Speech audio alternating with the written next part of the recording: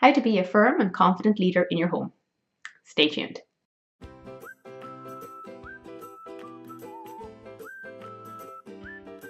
It doesn't have to be all or nothing. I'm not really sure why, but a lot of parents seem to believe that they can either be this gentle, empathetic, and kind parent, or they can be this strong, no-nonsense, doling out punishments and my way or the highway kind of a parent. And the reality is that there is a middle ground. There's in-tune parenting. So tune into your children, be a strong leader.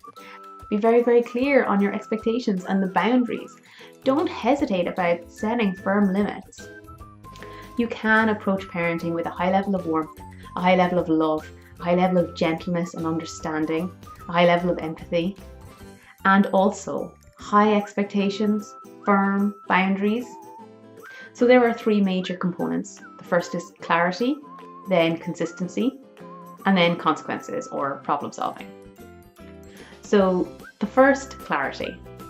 Whenever you gain clarity over the sort of rules and the sort of boundaries that you're planning to set in your home. When you sit down, you write out your expectations of your children, you write out the sort of values you want them to have, you get really, really clear on what it means to be a member of your family. Well, then you won't hesitate anymore whenever it comes to those moments where you need to set limits, because you'll already feel really, really clear in those, and a strong leader doesn't hesitate. You need to remember that your children need you to be a leader. Compare this to if you had a tour guide. You wouldn't really want the tour guide to be humming and hawing about, I think we can go this way, or oh no, let's turn back and go the other way actually. Why would you even hire that tour guide? Okay, so if you want to be led somewhere, you want to be led there with some sort of decisiveness. So we need to be decisive as parents. It's not really fair on our children to constantly be chopping and changing. It's confusing. And the second, consistency. I've spoken about this lots before. Again, I'll link my videos. But the thing is that if you're constantly changing your mind and you're not being consistent, again, the child is just confused. Whenever we consistently respond in a confident and firm way, and we display these strong leadership skills to our children, they find it easier to follow us. They learn very quickly that this behavior will lead to mommy and daddy responding in this way, and so it helps them to navigate their own lives. In many ways, it actually, while you're setting firm limits, you're actually giving them an element of control over their own lives. They learn what to expect from you. It's very confusing if one day they say, oh, please can we stay another 5 minutes, and you're like, nope, in the car. And then the next day they're like, oh, can we play and stay another 5 minutes?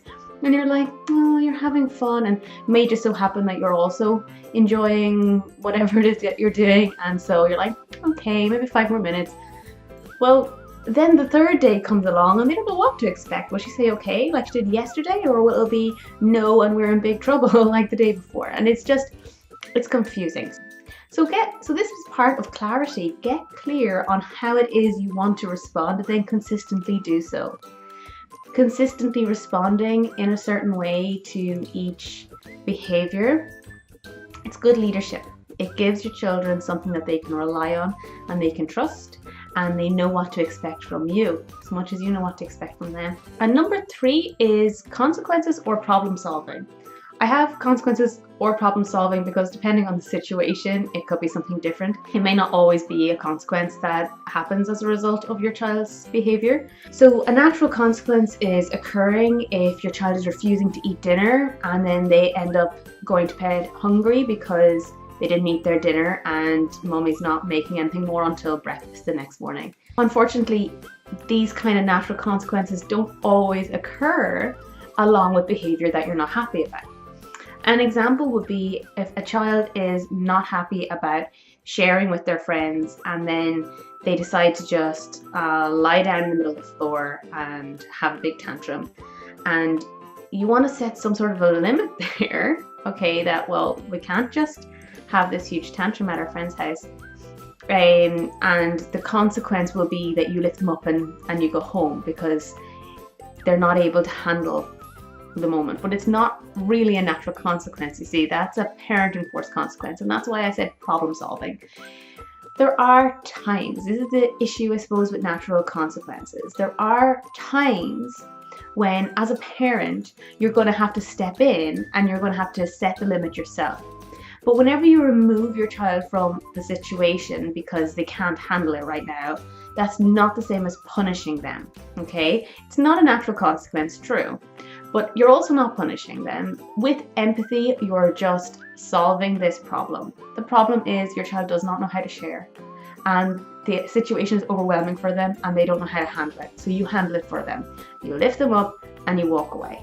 And that's it. You're just taking them out of the situation. You're making it easier for them and for everybody else in the room, okay? So while some people might state that as a punishment, if you don't behave, we're going to go home right now, as though going home is a punishment, I think it's nicer to create home as a safe haven, okay? You can't handle this situation right now, so I'm going to take you home where you can process what's just happened, where we can talk about this and where we can problem solve, where we can come to some sort of a conclusion, so that the next time we come to your friend's house and you don't feel like sharing, that you understand that we can't be here without the sharing, okay? That whenever we come to our friends, we play nicely together, we don't lie on the floor and have a tantrum.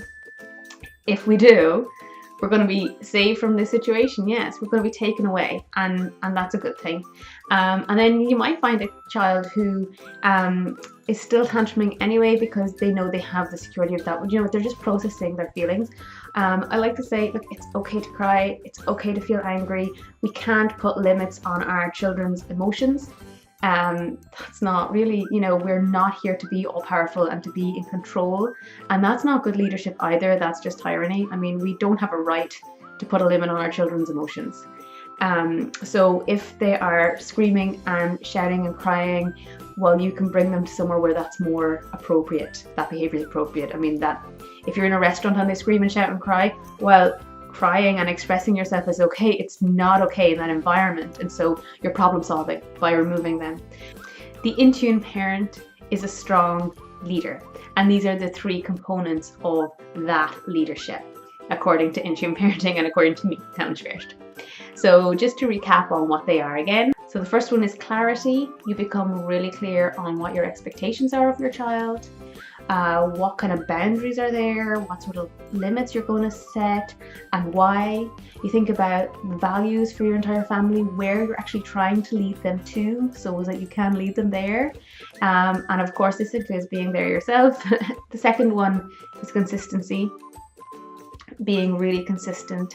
Once you've become very, very clear on what it is you're trying to teach and where it is you're trying to lead your children, well, then you consistently do so. And the third one is consequences or problem solving. So own your role. Have confidence as the leader of your family. Your children deserve to be led by a strong and decisive parent. So if you like this video, please click like, please subscribe, and please, I'd love to hear your feedback. Please comment below the video.